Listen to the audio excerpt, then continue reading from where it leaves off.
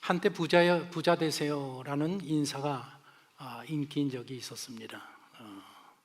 지금도 부자 되세요 하면 그 말을 들으면 기분이 좀 업되는 것 같습니다. 제가 한번 해볼게요.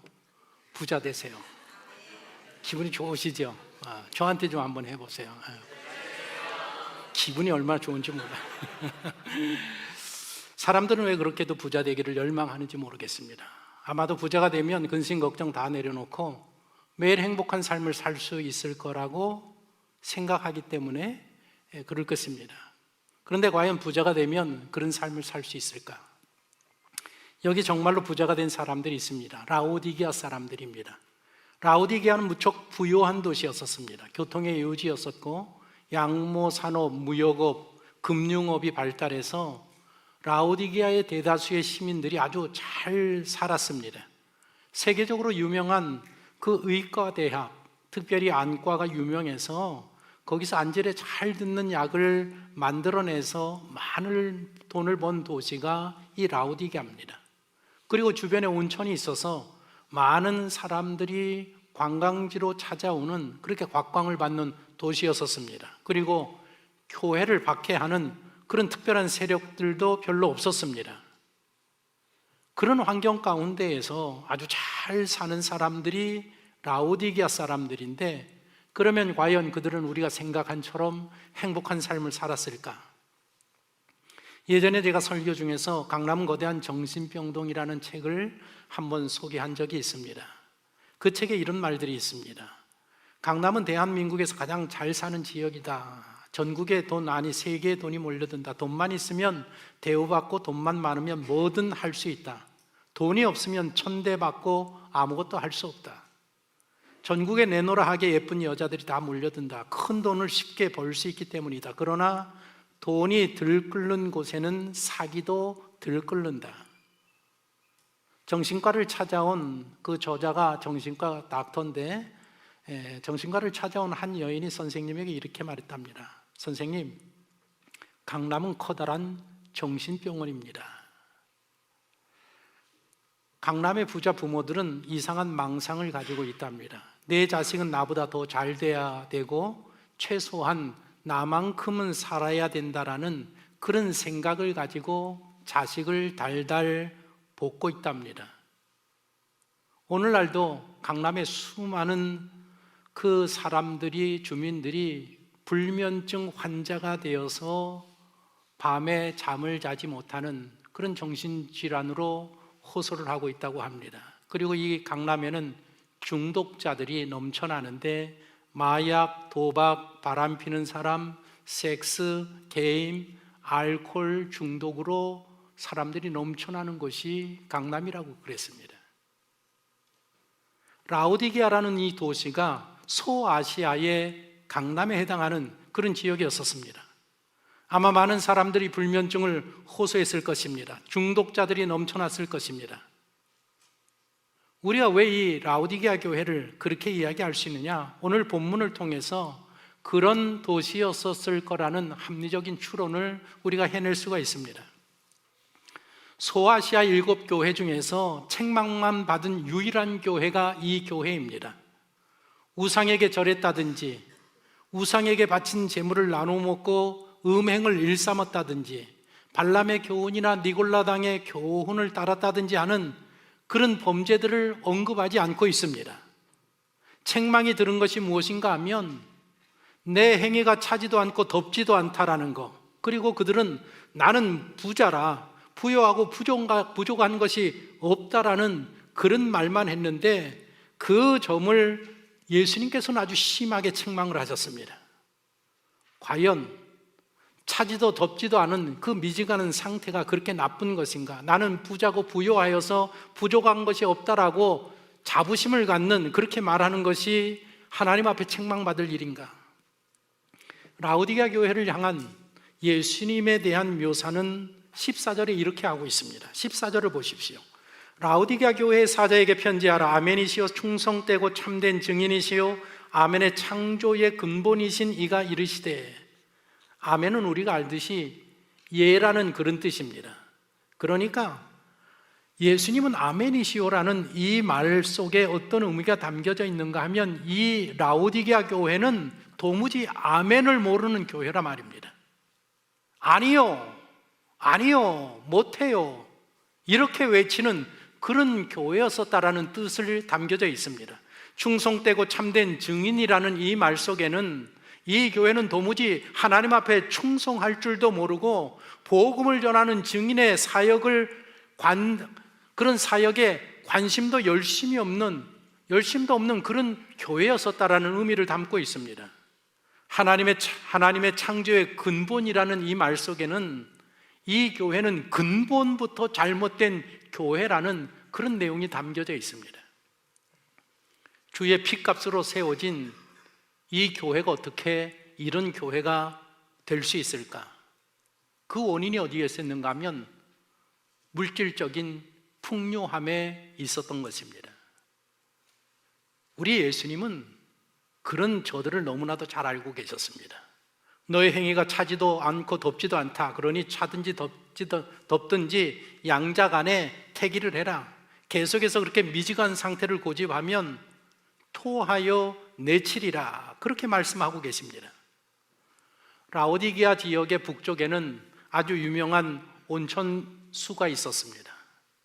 그것이 흘러 내려왔고 남쪽에서는 또 유명한 냉천수 찬물이 있었습니다. 그 둘이 이렇게 내려오면서 라오디게아로 내려오면서 합치게 되는데, 합쳐서 이 라오디게아까지 흘러 내려오면 그 내려오는 사이에 이 물이 미지근한 물로 변합니다. 그리고 그 물에서는 고약한 유황 냄새가 나서 그 냄새를 맡으면 구역질이 나고 식수로 사용할 수 없는, 마실 수 없는 그런 물이 됩니다. 차지도 덥지도 않은 미지근한 너희를 토하여 내치리라. 주의 은혜를 너희들이 그렇게 받아 누리는 게 많으면서도 받은 복이 차고 넘치는데 어쩌면 너희들은 그렇게 하나님 앞에 열심을 내지 아니할 수 있느냐? 그렇게 주님께서 말씀하고 계십니다. 덥든지 차든지 하라. 덥다라는 이 헬라의 원래 의미는 열심, 열정을 뜻하는 단어입니다. 사도 바울이 무슨 말을 했는가 하면 부지런하여 게으르지 말고 열심을 품고 주를 섬기라고 로마 교회에 그렇게 권면을 했습니다. 열심 있는 성도가 되라고 말씀했습니다. 지금 그 말씀을 라오디게아 교회 성도들에게 이야기하고 있습니다. 여러분들 생각해 보십시오. 저들이 얼마나 잘 살았으면 스스로 우리는 부유하다, 부족함이 없다라고 말했겠습니까? 그들은 그런 자만에 빠져 있었습니다. 그런데 정작 저들은 중요한 것을 알고 있지 못하다라고 주님이 지적하십니다. 너희들은 너희의 실상이 어떠한지를 도무지 모르는 무지한 자들이라고 말씀하시고 지적합니다. 저들의 실상이 어떠했느냐? 곤고한 것, 가련한 것, 가난한 것, 눈먼 것, 벌거벗은 것을 너희가 알지 못하는도다. 왜 이런 착각에 빠졌느냐? 자만심에 빠져 있었기 때문에. 그 자만심의 근거가 무엇인가 하면 물질적인 풍요에 있었다라는 점입니다. 그러니까 이들은 신앙생활, 믿음생활, 교회생활 하면서 사실은 하나님보다 돈을 더 믿고 살고 있었던 그런 사람들이었었습니다. 그들을 향하여서 주님께서 처방전을 내리십니다. 18절을 보십시오. 같이 한번 읽어보겠습니다. 내가 너를 고난하노니 내게서 불로 연단한 금을 사서 부요하게 하고 흰옷을 사서 입어 벌거벗은 수치를 보이지 않게 하고 안약을 사서 눈에 발라 보게 하라. 이 18절, 이 9절 말씀은 세 개의 문장으로 구성되어 있습니다. 나에게서부터 사라는 이 세 개의 문장으로 구성되어 있는데, 나에게서 불러 연단한 금을 사라, 나에게서 흰옷을 사라, 나에게서 안약을 사라 라는 이런 문장으로 구성되어 있습니다. 불러 연단한 금이나 흰옷이나 안약은 예수님에게서만 구입할 수 있는 것들이라고 말씀하고 있습니다. 이 라오디게아 교회는 오늘날 우리 이 서울이나 강남처럼 소비사회였었습니다. 고고학자들이 여기저기를 다 이 라오디게아를 뒤졌습니다. 역사학자들이 고문서를 다 면밀히 조사해서 나타난 결과가 무엇인가 하면 이 라오디게아라는 도시는 금융의 도시, 패션의 도시, 의료 중심지의 도시였음을 밝혀냈습니다. 얼마나 살기 좋은 도시인가 하면 돈이 넘쳐나고 패션이 넘쳐나고 의술이 넘쳐나는 그런 곳으로 결합되어 있는 도시였었기 때문에 너무나도 편하게 살기 좋은 곳이었었습니다. 그런 도시에 교회가 세워지고 그런 교회에 신자들이 신앙생활을 하면서 세월이 흘러가면서 끔찍한 일들이 발생합니다. 예수 그리스도의 대속의 구속의 십자가보다는 그들이 속한 부요한 물질 문화가 이 교회에, 이 성도들에게 더 많은 영향을 미쳤고 그 영향을 받기 시작했다라는 점입니다. 그래서 예수님을 어떻게 생각했는가 하면 세상 사람들처럼 소비할 품목으로 대하기 시작했습니다. 금융시장에 돈을 투자하는 방식으로 종교 생활을 하기 시작했습니다. 옷을 쇼핑하듯이 교회를 여기저기 다니면서 쇼핑하는 그런 사람들이 되었습니다. 의술을 이용하는 방식으로 신앙을 이용하는 그런 신자들이 되고 말았습니다. 이 라오디게아 같은 이 부요한 도시에 살게 되면 극도의 노력, 열심, 열정이 필요가 없습니다. 성공했기 때문에, 안정기에 들어있기 때문에, 편안한 삶을 살아가고 있기 때문에 그런 열심, 열정, 노력은 다 옛날, 옛 추억에 불과합니다. 이 영적인 미지근함이라는 것이 성공한 사람들의 결점이 될 수가 있습니다. 아주 큰 일을 성취했거나 부모에게 많은 상속을 물려받은 사람들은 이런 상태에 빠지기가 너무나도 쉽습니다. 이런 자들에게 예수님께서 처방을 내립니다. 첫 번째가 무엇입니까? 불로 연단한 금을 사서 진짜 부자가 되어라. 너희들 육신의 부자가 아니라 영적인 부자가 진짜 부자인데 불로 연단한 금을 사서 영적인 부자가 돼야 된다. 두 번째로는 흰옷을 사입어라. 벌거벗은 수치를 가려라.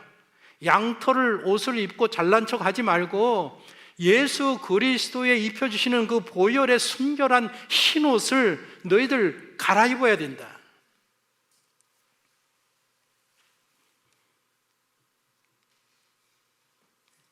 제가 요즘 유튜브에 들어가서 남자 양복 입는 법에 대해서 제가 쭉 이렇게 좀 보았습니다. 한국에서 신학교 다닐 때 배우는 거하고 제가 유학 가서 신학교에서 공부를 해보니까 가르치는 게 얼마나 다른가 하면 신학교에서 양복 잘 입는 법을 가르쳐주고 호텔에 가서 식사하는 법을 그런 것까지 다 가르쳐주더라고요. 얼마나 도전을 받았는지 모릅니다. 이 남자 수트 전문가들이 유튜브에서 하는 이야기가 뭔가 하면 남자 수트 중에서 최고의 색깔은 무슨 색깔이냐? 무슨 색깔일 것 같습니까? 어휴, 박식하시네. 검정색이랍니다.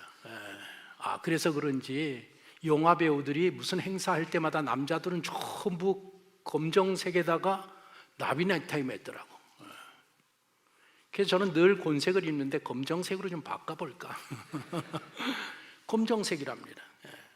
라오디게아 사람들이 검정색 옷을 즐겨 입었습니다. 왜냐하면 라오디게아에서 가장 많이 나오는 게 무엇인가 하면 검정색으로 염색된 그 검은 모직물로 유명한 곳이 바로 이 도시였었습니다.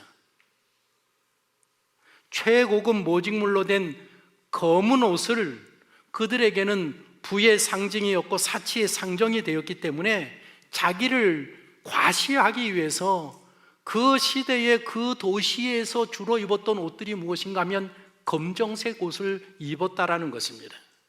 너희들 그 검은 옷을 다 던져버리고 예수님이 입혀주시는 그 흰 옷으로 갈아입어야 된다라고 지금 이야기하고 있습니다. 그러면서 안약을 사서 눈에 발라보게 하라. 돈만 바라보던 눈을 떠서 주님을 바라보고 천국을 바라보고 영적인 삶을 사는 것이 중요하다라고 지적을 하고 있습니다. 이 라오디게아 지역에는 그 유명한 의대가 있었습니다. 특별히 이 약을 잘 만들어내는 그런 학교들이 있어서 이 라오디게아에서 만들어낸 두 가지 유명한 약이 세계적으로 명성이 높았었습니다. 하나는 뭔가 하면 아픈 귀를 치료하는 나드 연고라는 것을 만들어냈는데 그 당시에 최고의 것이랍니다. 그리고 이 안약을 만들어냈는데 이 지역에서 만들어낸 이 안약이 얼마나 유명한지 모릅니다. 그래서 이 라오디게아 사람들이 섬기는 신이 어떤 신인가 하면 의술의 신이라는 아스클레피오스라는 이 신을 그 도시에서 섬겼다고 합니다. 지난달에 제가 일본에 다녀왔는데, 입당 예배가 있어서 다녀왔는데, 일본에 뭐가 잘 만드는가 했더니 용각산. 제가 이 목이 설교할 때마다 걸려서 우리 권사님 한 분이 일본 가셔서 용각산 가루로 된 거를 2통을 사다 주셨는데, 제가 그걸 다 써서 이번에 가가지고 다른 거 안 사고 용각산은 과구로 된 거 하고 사탕으로 된 거 하고 이렇게 캡슐로 된 거 하고 종류별로 제가 다 사왔습니다. 예배 올라오기 전에 통으로 되어 있는 거 제가 한 스푼 먹고, 기도회 마치고 사탕으로 된 거 하나 먹고, 그 다음에 여기서 이제 이 광고 끝나고 난 다음에 알약으로 된 거 하나 먹고, 여러분들에게 폐를 끼치지 않기 위해서 내가 이렇게 노력한다는 거 아닙니까? 모르지 되는지 안 되는지. 어쨌든 간에 이 용각산을 잘 만들기 때문에 제가 이것을 사왔듯이, 그 당시에 이 라오디게아에는 안약을 만들어냈는데 그게 너무 잘 만든 약이기 때문에 너무 세계적으로 유명했단 말입니다. 너희들 그 안약을 사서 눈에도 좀 발라라. 너희 눈 좀 고쳐라. 보지 못하는 눈을 고쳐라. 너희 자신의 적나라한 모습이 무엇인지, 너희 교회의 영적인 상태가 어떤지, 시대적인 상황이 어떤지, 하나님의 뜻이 무엇인지, 너희들이 해야 될 일이 무엇인지 좀 영적으로 분별력을 가지라고 권하고 있습니다. 우리 성도들은 영적인 눈이 열려야 합니다. 열왕기하 6장을 보면 엘리사가 게하시라는 비서를 데리고 있었습니다. 그런데 북쪽의 아람 군대가 북이스라엘을 공격하려고 해도 이 엘리사가 기도해서 왕에게 저들이 지금 침공하려고 합니다. 어디로 공격합니다. 라고 기도해서 다 알려주니까 이게 뭐 어떻게 손을 못 씁니다. 그래서 아람 왕이 안 되겠다. 저 엘리사를 처치하는 게 북이스라엘을 점령하는 방법이겠다. 그래서 엘리사가 있는 성으로 수만의 군사를 보냅니다. 그래서 성을 완전히 둘러쌉니다. 아침에 또 게하시가 비서가 일어나서 밖에 나가 보니까 성을 완전히 아람 군대가 둘러싸 있단 말이에요. 얼마나 큰일 났습니까? 엘리사 선생님이 달려와서 선생님 큰일 났습니다. 막 적군이 가득 둘러 있습니다. 그랬더니 엘리사 선생님이 게하시에게 뭐라고 하는가 하면, 야, 두려워하지 마라. 호들갑 떠지 말아라. 우리와 함께 한 자가 저희와 함께 한 자보다 많으니라. 무슨 말인지 이해 못합니다. 게하시를 위해서 기도하니까 그의 영안이 열리니까, 영안이 딱 눈을 떠보니까 하늘과 주변에 불말과 불병거를 탄 하늘 군대가 가득 둘러싸고 있는 것을 그가 보았단 말입니다. 우리 그리스도인들은 영안이 열려야 합니다. 여러분들의 인생에 얼마나 많은 문제가 지금 둘러싸여 있습니까? 첩첩에 얼마나 많이 여러분들을 둘러싸고 있습니까?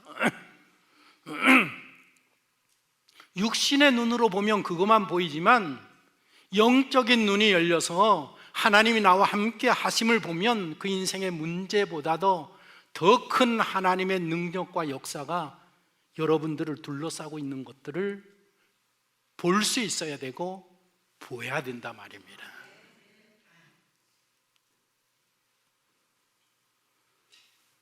라오디게아의 이 병은 하나님의 영으로만 치료받을 수 있는 병입니다.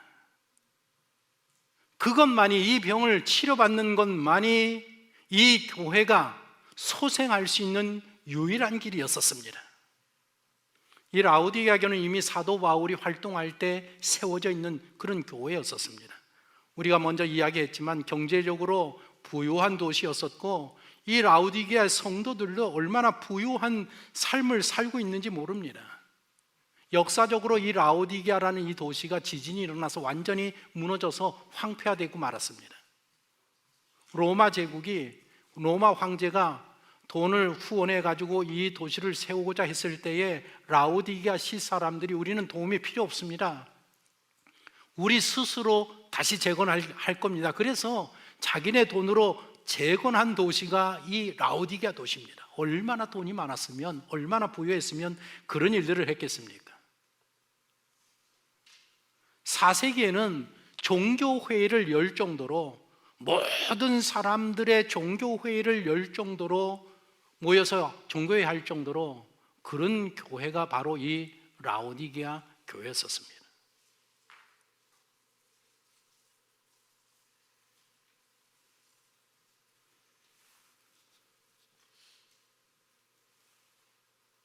이 교회의 이 성도들의 문제가 뭔가 하면 영적인 것보다는 물질적인 것에, 위에 있는 것보다 땅에 있는 것에, 눈에 보이지 않는 것보다는 눈에 보이는 것에 지금 집중하면서 살고 있습니다. 하나님에 대해서 무관심하게 되고 말았습니다. 점점 자만심이 커졌고, 나태와 무관심으로 말미암아 영적으로 둔한, 무감각한 그런 성도들, 신자들이 되고 말았습니다. 믿음의 그 순수성, 생동성, 생명력을 상실하고 말았습니다. 저들은 인생을 살면서 세상의 물질적인 부여가 최고의 축복인 줄로 착각하고 영적인 은혜를 등한시하면서 살아가는 영적 교만을 가진 교회와 성도가 되고 말았습니다. 육신의 눈으로 보십시오. 이 교회가 얼마나 훌륭한 교회입니까? 어마어마한 건물을 가지고 있고, 어마어마 깨끗하고 아름답고 부유하고 능력이 있고, 못하는 것이 없는, 재정으로 충만하니까 못하는 것이 없는, 겉으로 보기는 정말 행복한 교회였었고 하나님을 위한 교회였었다라고 그렇게 보여졌습니다. 그러나 주님이 말씀하시는 게 무엇인가 하면 영적인 눈으로 봐라, 성령의 눈으로 봐라. 죄악투성이었었고 수치스럽고 무능하고 무력하고 가련하고 불행하고 병든 교회가 이 교회였었습니다. 오늘날 우리 이 시대의 교회들이 라오디게아 교회처럼 되어가고 있는 게 아닌가라는 생각을 할 때가 얼마나 많은지 알 수 없습니다. 주님은 저들을 책망하시지 않습니까? 주님이 저들을 책망하시는데, 책망하는 동기가 무엇인가 하면 19절을 보십시오. 주님의 사랑인 것을 알 수 있습니다. 같이 읽어봅니다. 물은 내가 사랑하는 자를 책망하여 징계하노니 그러므로 내가 열심을 내라 회개하라. 혹 여러분들 가운데 하나님이 나를 지금 책망하시는 게 아닌가, 그래서 내 삶이 이렇게 곤고하고 힘들고 이렇게 인생이 풀리지 아니하는가 라고 그렇게 생각을 하고 느끼는 분 계신다고 하면 그거조차도 하나님의 사랑이심을 여러분들 믿으셔야 합니다. 책망하시면서 하시는 말씀이 뭔가 하면, 너희 이제는 영혼의 문을 열어라, 마음의 문을 열어라 라고 권하고 계십니다. 20절을 보십시오. 볼지어다 내가 문 밖에 서서 두드리노니 누구든지 내 음성을 듣고 문을 열면 내가 그에게로 들어가 그와 더불어 먹고 그는 나와 더불어 먹으리라. 지금 주님은 문 밖에 서서 문을 두드리고 계십니다. 그런데 라오디게아 성도들은 그들의 믿음과 행위가 미지근한 데다가 교만한 마음, 자만심까지 가득하여서 주님의 음성을 듣지 못하고 있단 말입니다. 주님이 계속해서 밖에서 문을 두드리는데 그 소리가 들리지 않는단 말입니다. 너희가 나를 영접하면 내가 너와 더불어 먹고 마시리라.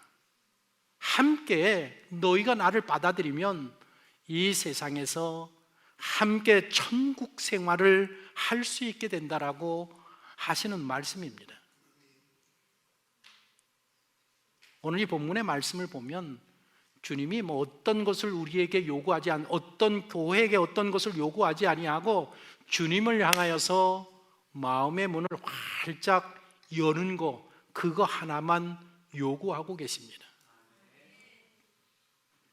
오늘날 너무나도 많은 성도들이, 오늘날 너무나도 많은 교회들이 주님을 문 밖에 세워두고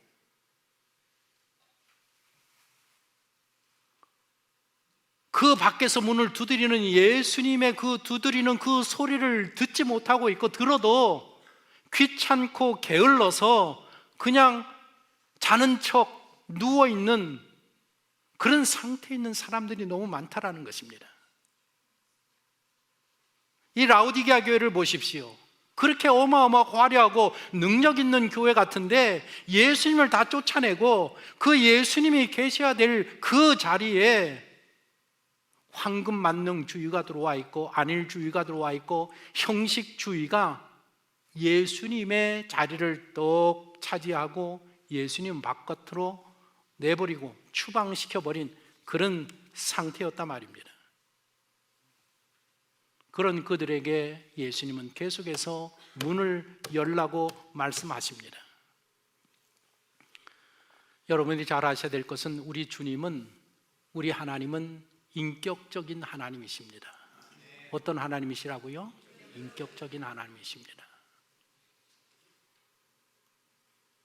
때때로 이렇게 여러 사람들이 모여서 기도해 줄 때에, 이런 은사가 있는 분들이 기도해 줄 때에 우리 그 사람에 대한 실체를 이렇게 이야기하면 다른 사람이, 옆에 사람이 다 듣지 않습니까? 옆에 사람들이 다 들어서 이 사람이 창피하고 자존심 상하는 그런 말씀을 우리 주님은 절대로 그렇게 하지 않습니다.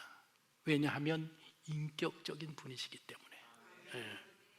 이 인격적인 분이기 때문에 예수님이 놓고 하고 문을 두드리지 억지로 문을 부수고 때려 부수고 억지로 들어오시는 분이 아니시라 말입니다. 조지 맥도날드라고 아주 유명한 목사님이 있습니다. 이런 말씀을 했습니다. 들어보십시오. 하나님은 어떤 문도 강제로 열고 들어가지 않으신다. 집 주위로 폭풍우를 보내실 수는 있다.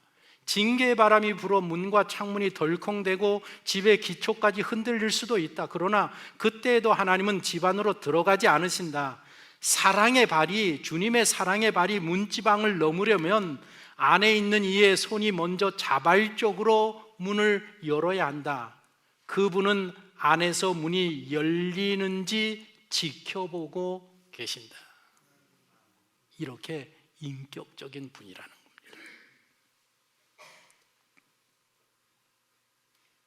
주님은 이 시간에도 여러분들의 마음의 문에 들어가시고 여러분 속에 자정하셔서 여러분들과 함께 생활하기를 열망하고 계신 주님이십니다. 그러시면서 이기는 자에게 주실 상급이 주님의 보좌라고 21절에서 이야기합니다. 이기는 그에게는 내가 내 보좌에 함께 앉게 하여 주기를, 내가 이기고 아버지 보좌에 함께 앉는 것과 같이 하리라. 이제 예수님이 하나님의 나라를 세울 때가 다 되었다라고 생각될 때에 요한과 야고보, 형제였었는데, 요한하고 야고보가 형제였었는데 요한과 야고보의 어머니가 예수님을 조용히 찾아옵니다. 그 당시에도 치맛바람이 있었습니다. 조용히 찾아와서 예수님에게 부탁하는 게 뭔가 하면, 예수님, 하나님의 나라를 세우시면 우리 아들 요한을 오른쪽에, 야고보를 왼쪽 자리에 좀 앉혀주십시오. 조용하게 당부하고 이야기하지 않았습니까? 예수님께서 지금 이 7교회에 대한 서신을 마무리하면서 하시는 말씀이 무엇인가 하면, 모든 교회에게 마지막에 너희들 이겨라, 승리해라, 믿음으로 이기는 사람이 되어라 하고 난 다음에 마지막 최종적으로 약속하시는 약속이 무엇인가 하면, 이기는 사람은 내가 십자가에서 그 죽음을 이기고 하나님 보좌에 앉은 것처럼 그들은, 이기는 자는 내 보좌에 함께 앉게 하리라. 마지막 날에 우리가 천국에 가면 다 서로 보게 될 텐데 봤으면 좋겠습니다. 못 보는 사람이 있으면 큰일 나지 않습니까? 천국에 딱 갔는데 저기 가니까 어떤 집사님이, 어떤 성도가 저기 저 지옥에 있으면 어떻게 되겠습니까? 한 분도 없이 다 천국에 가기를 소원하는데, 천국에 가서 누구 옆에 앉아야 되는가 하면 예수님 바로 옆자리. 누가 거기 간다고요? 이기는 자, 믿음으로 승리하는 자. 우리는 종말이 가까워 왔음을 알게 됩니다. 디모데후서 3장 1절에 너희는 이것을 알라, 말세에 고통하는 때가 이르러 그랬습니다. 그러면서 예수님도 말씀하셨습니다. 리비안과 이번에 여러분들 홍수 난 거 아시죠? 그 비 오지 않는 나라에서 하루에 비가 1년치가 와가지고 그 비싼 스포츠카들이 완전히 물에 다 잠기고 그 도시들이 완전히 물에 잠긴 거 보지 않았습니까? 지금 중동에서 전쟁 계속 일어나는 거 보이지 않습니까? 이 기후변화를 보지 않습니까? 예수님이 종말이 가까워지면 그렇게 될 거라는 현상들을 우리가 지금 보고 있지 않습니까? 흔히 우리가 그렇게 종말하면 전쟁이 일어나고 기근, 재난이 일어나고 질병, 지진, 지구, 온난화 이런 끔찍한 사태들을 생각합니다. 그건 맞습니다. 그런데 사도 바울은 종말에 일어날 이 사람들의 상태를 이렇게 설명하고 있습니다. 같이 읽어보십시오. 사람들이 자기를 사랑하며 자랑하며 교만하며 비방하며 부모를 거역하며 감사하지 아니하며 거룩하지 아니하며 무정하며 원통함을 풀지 아니하며 모함하며 절제하지 못하며 사나우며 선한 것을 좋아하지 아니하며. 이 말씀을 보면 오늘날 여기서 빠지는 게 있습니까? 전부 사람들이 자기를 얼마나 사랑하는지, 돈을 사랑하고 돈을 얼마나 자랑하는지, 얼마나 사람들이 교만하고 얼마나 사람들이 서로 비방하는지, 얼마나 부모를 거역하는지, 감사를 잃어버렸습니다. 거룩함이 없어졌습니다. 원통함을 풀지 않습니다. 모함합니다. 절제하지 못하고 사납고 선한 것을 좋아하지 아니하는 사람들이 되었고 세상이 되지 않았습니까? 예수님께서 이와 같이 너희로 이 모든 일을 보거든 인자가 가까이 곧 문 앞에 이른 줄을 알라. 예수님이 문 앞에 이른 줄을 알라고 했습니다. 예수님이 하시는 말씀이 무엇입니까? 너희들 말세에 사람을 조심해라. 사람들이 사랑하는 것을 조심해라. 사람들이 자신을 사랑하고 쾌락을 사랑하고 돈을 사랑하고 그들의 철학이 세상을 지배하고 사랑을 다 몰아낼 것이다. 그것을 보면 바로 종말이 닥친 것을 너희가 알아야 할지니라 말씀하셨습니다. 하나님은 우리 인간을 예배하기 위해서 창조했습니다. 만일 우리가 하나님을 예배하지 아니하면 예배하는 존재로 창조되었기 때문에 무엇인가는 예배할 수밖에 없습니다. 돈을 예배하든지 자기의 직업을 예배하든지 자기 자신을 예배하든지. 사람들은 자신이 사랑하는 것에 지배를 받게 되어 있습니다. 그렇지 않습니까? 여자를 막 너무 사랑하면, 청년들이 여자친구를 너무 사랑하면 여자친구에게 지배를 당합니다. 사람들이 돈을 너무 사랑하면 그 돈에 지배를 당하게 됩니다. 사람이 하나님을 사랑하면 하나님의 지배를 당하게 되어 있습니다.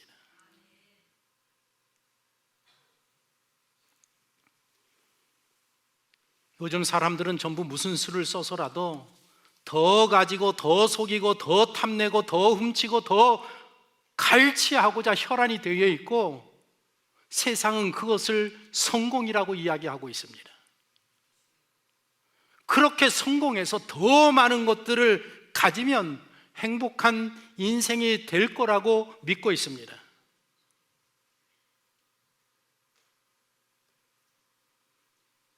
행복하지도 못하고 결국에는 그런 세상의 성공이 영적으로 치명타를 입힌다라는 것. 만일 여러분들이 돈을 사랑하고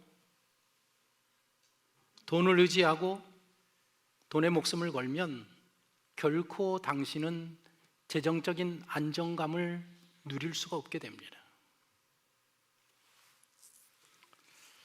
마지막 요 예화로 설교를 제가 정리하겠습니다.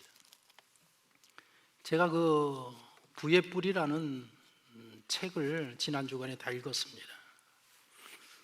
성도들이 하도 성도뿐만 아니라 모든 사람들이 다 물질에 대한 욕심이 많기 때문에 그 책을 쭉 읽어보았는데 거기에 이런 예화가 있었습니다.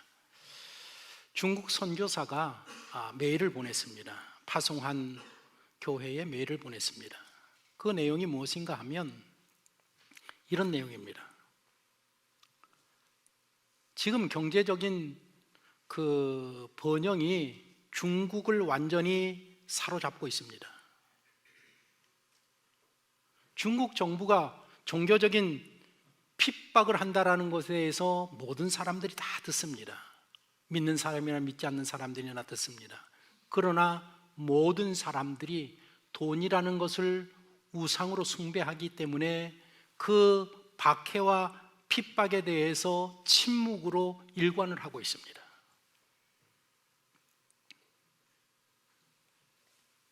오늘날 중국에서 사탄이 이용하는 주요 수단이 무엇이냐? 저는 그것을 말씀을 드리고 싶습니다라고 이야기를 했습니다. 역사가 증명하지 않습니까? 핍박이라는 것은 복음 전파를 막을 수가 없습니다. 그러나 경제적인 번영을 향한 이 질주는 복음 전파를 막을 수 있습니다. 부자가 되려는 그런 욕심, 지금 부자가 되려는 그런 욕심이 중국 사람들 인생의 1순위, 2순위의 목적이 되었습니다. 그 결과 성도들이 하나님의 말씀을 배우고 실천하는 데 필요한 시간과 에너지를 빼앗기고 있습니다. 바로 이것입니다. 사탄은 당신을 미지근한 사람으로 만들고 하나님의 목적에 쓸데없는 존재로 만들기를 원하고 있습니다. 그래서 진정 하나님이 주시는 진정한 그 부요함에서 멀어지게 만들기 위해서 새 차를 중요하게 여기고 더 큰 집을 중요하게 여기고 세상에서 승진하는 거, 많은 재산을 상속받는 거, 복권에 당첨되는 거, 거기에 마음을 가도록 사단이 만들고 있다는 겁니다. 그런데 뜨겁지도 차지도 아니한 그 미지근한 상태는 하나님 눈에는 부패한 성도로 보인다라는 겁니다. 이 라오디게아 교회를 향한 마지막 말씀이 오늘 당신과 우리 교회에게 주시는 마지막 경고의 말씀입니다. 경제대국 대한민국 서울, 돈과 패션과 의술의 결합으로 살기 좋은, 정말 이 좋은 서울 도시, 이런 도시에 살면서 영적으로 깨어있지 아니하면 십자가보다는 세상 문화에 더 많은 영향을 받게 되고, 나도 모르는 사이에 라오디게아 교회와 같은 그런 교회 성도가 되어져 가서 내가 어떤 위치에 내가 어떤 상태에 있는지를 분별하지 못하고 착각 가운데에 신앙생활하며 인생을 살아갈 수 있음을 우리에게 경고하고 있습니다. 요한계시록을 마치면서 여러분들의 영적 상태를 점검해 보십시오.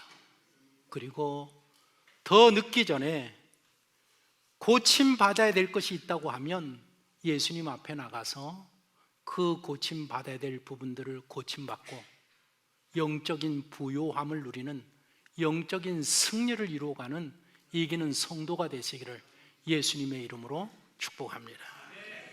우리 함께